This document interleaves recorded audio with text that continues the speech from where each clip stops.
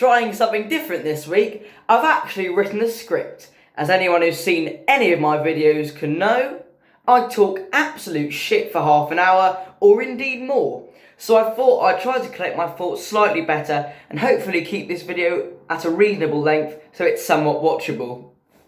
With that out of the way, it's time for the main attraction, my review of yesterday, the movie. Part 1, the first 20 minutes or so. I quite enjoyed the start of the movie, sets up the characters quite well, especially the dynamic between Jack and Ellie. I think it's important to see Jack as a complete and abject failure, like most of you in fact, because it makes it all the more satisfying when he finds success and fame. Most scenes are extremely awkward, but in a good way, if you get what I mean. It's quite engaging and really does, and you really do get a feel for him if you've been in a situation like that, which I assume most of you have. Mass relatability or something like that. I should really just look at the script. I don't know why I keep looking up at the camera. I think you're supposed to. I don't fucking know. This part of the film isn't Beatles-centric at all, really. The Beatles aren't mentioned once until he smacks his head in. Oh yeah, that reminds me. And yes, I did write the exact words, quote, "Oh yeah, that reminds me," unquote, in the script. I thought the whole thing about the global blackout was a bit unrealistic, really. You may be thinking, what do you expect? It's a global fucking blackout. It's not realistic at all. And I would say you are right, but there are 3 things that still bug me about it. 1, how nonchalant everyone is about it. All power in the world has gone out and you're just like, well, that was a bit weird. Why aren't you going fucking mental? Anyway, the second thing that bugs me about this is the fact that it doesn't take into account time zones. Some places in the world would have been barely affected. Yes, your phone or your TV would have turned off for 10 seconds, but that's about it. You would have been in complete daylight. If you were driving in your car or playing football or something like that, you wouldn't have even noticed. The third and biggest thing that bugs me is the fact that only 3 people remember the Beatles. Oh yeah, I found my place.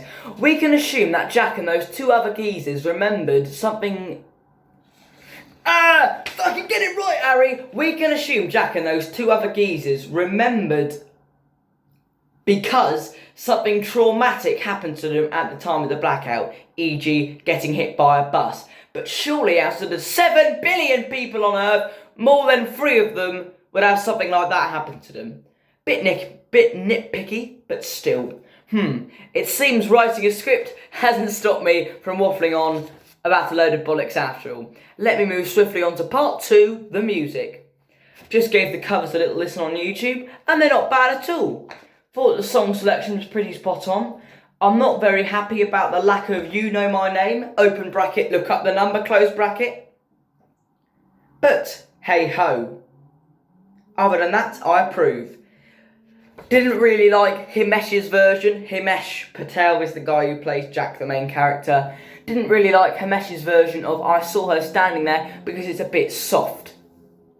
And I didn't really like "Help," partly because I think he goes off tempo in some parts of the songs and he's a bit squeaky and screechy, and partly because the crowd that are watching him are seeing a man who is, page 3, who is very clearly in quite a lot of emotional turmoil and is also performing a song that is far different and far heavier than anything he's done before, and they barely react, as if he's singing "I Wanna Hold Your Hand."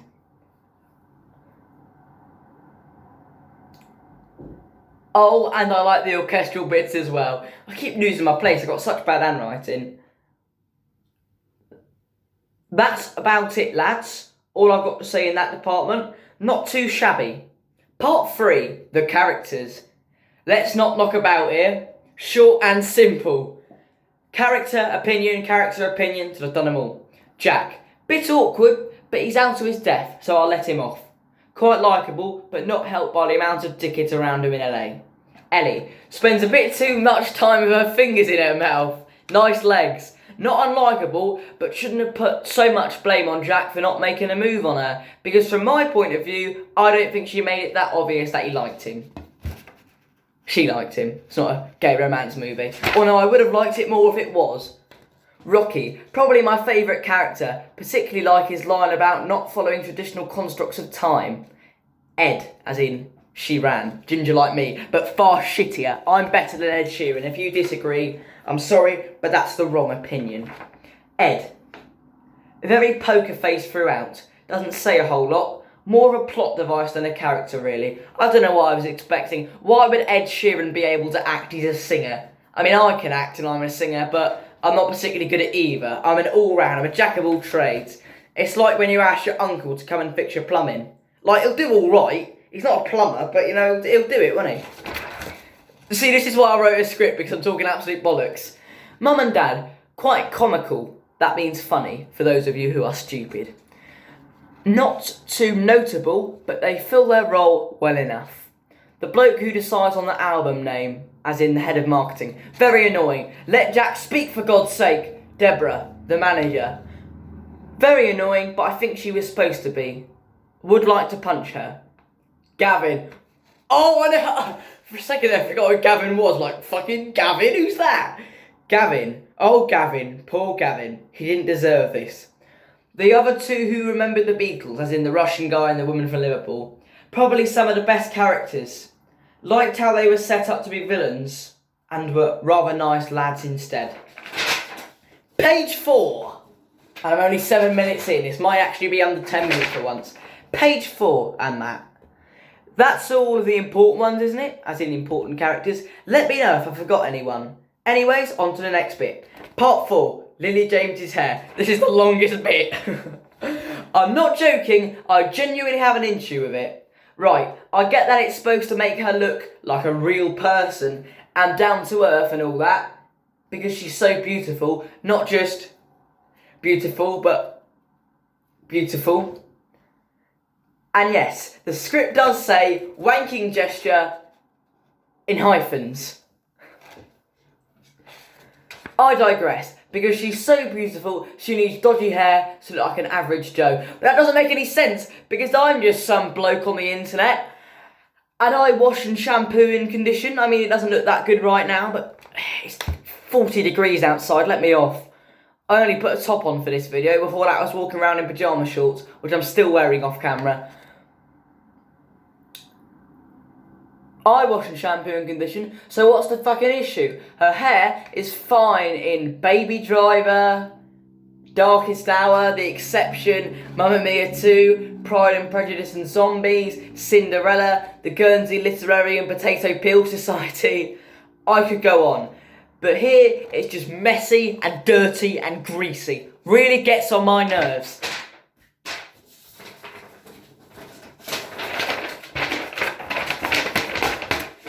Part 5, the ending. What the fuck? I really didn't like the ending, to be honest. Didn't expect... Oh, right, no, I've read that wrong. See, my handwriting's so bad I can't even read it myself. Didn't appeal to me in the slightest. He could have very easily released the album, did a few months of press and that, before disappearing to have a lovely life with his wife and kids. Or whatever you fucking wanted. Having spread joy among all peoples on earth. But instead, he completely tarnishes his reputation, ruins all the songs for everyone, just so he can go off and shag some girl. Bit selfish, really. Feel free to disagree now, because I feel like that will be quite a controversial opinion.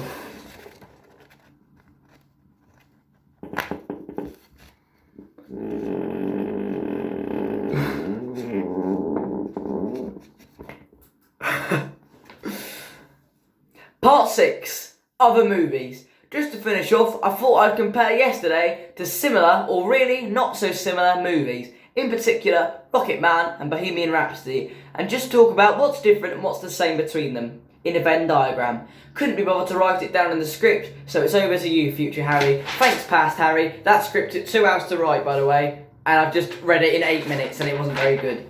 Right, here's the Venn diagram. That's probably reversed so you can't read it, but I shall read it myself.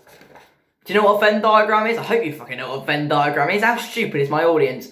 Rocket Man. More dark themes throughout. Gay sex, risque. Bo Rap, AIDS. Feel good and inspiring. Yeah, when I saw Bo Rap, I came out of the theatre feeling like an absolute badass. I was like, yeah, that was sick. Like the live concert bits and that were all very good. Yesterday, not really. Oh no, I know what that means. I know what that means. Some bloke in the main role, as in not a very famous actor, whereas Rocket Man and Bo Rap had Rami Malek, who's famous off Mr. Robot, and Taron Egerton, who was on Kingsman, I think. He was on Kingsman. And yesterday is also more comedic, whereas Bo Rap and Rocket Man are a bit more dramatic, and it's also over a shorter time space, because Rocket Man and Bo Rap are both over the course of about 10 years, the story of them. Rocket Man and Bo Rap both have more fans off the movie. Has the Beatles fandom really got any bigger because of yesterday? I don't think it has. They're both more epic and dramatic. They're both biopics, as in biographical moving picture, biographical movie, if you will. Famous lead roles, takes place over the years. Yesterday and Bo Rap are both slightly more family oriented, even if they both have sexual moments. And Bo Rap has AIDS, whereas Rocket Man is about, it's a bit dark, isn't it? It's about suicide, gay sex, and abusive relationships and all that. But then again, Bo Rap is as well. But Bo Rap and Yesterday are a bit more family fun. You could download it on Amazon Music, or Amazon Movies, and sit down with your kids and really watch it. Have a nice bowl of popcorn sat in the lounge, or the sitting room, whatever you want to call it. Maybe about 7 o'clock on a November night, I can imagine that. And the other thing about Yesterday is it's not really had much effect on the Beatles fandom, and I think that's partly because Yesterday isn't got really that much to do about the Beatles, if you know what I mean. The Beatles music's in it, and that's the plot point, but it could have been about anyone. It could have been about Guns N' Roses, it could have been about Ed Sheeran, it could be everyone forgets Ed Sheeran and he sings Ed Sheeran songs, but it's just the Beatles because they're famous and they get views, and the producer who made it liked the Beatles. But to summarise, I thought it was quite good. I enjoyed it. I had moments where I was genuinely laughing quite a lot, and there were some moments where I was actually really engrossed in the plot. I thought it was very weird when they're in the scene in the train station. I thought it was very weird how long the camera lingered on the Ribena, which is like a blackcurrant drink for the Americans here. I hate you. Shoot yourself. No, don't. I would never ask you to do that. Or no, you probably will, because most of you have guns. But anyway, I digress. I'm angering the audience quite a lot. Overall, I'd probably give it a good 7.9 out of 10. Not a bad movie. Not as good as With Nail and I, or maybe Goldfinger, but still a good movie. This is Harry signing out. Goodbye.